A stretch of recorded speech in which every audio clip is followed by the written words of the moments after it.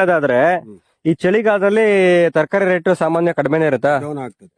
ಅಂದ್ರೆ ಈಗ November December ಅಲ್ಲಿ ತರಕಾರಿಗೆ ಏನಂತ ರೇಟ್ ಇರಲ್ಲ. ಡಿಸೆಂಬರ್ ಇಂದ ಜನವರಿ ಹಾ. ವರೆಗೂ ಡೌನ್ ಪೂರ್ತಿ ಡೌನ್.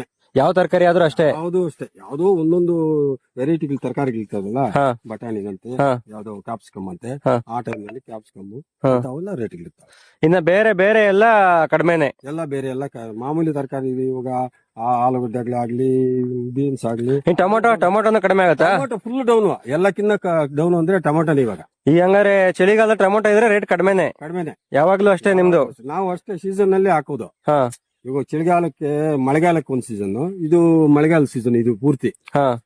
ಅದೆಲ್ಲ ಬೇಸಿಗೆ ಸೀಸನ್. ಅಂದ್ರೆ ಈಗ ಬೇಸಿಗೆ ಬರ್ತವೆ ಅಂದ್ರೆ ಜನವರಿ ಟೈಮಲ್ಲಿ ನೆಡ್ತೀರಾ?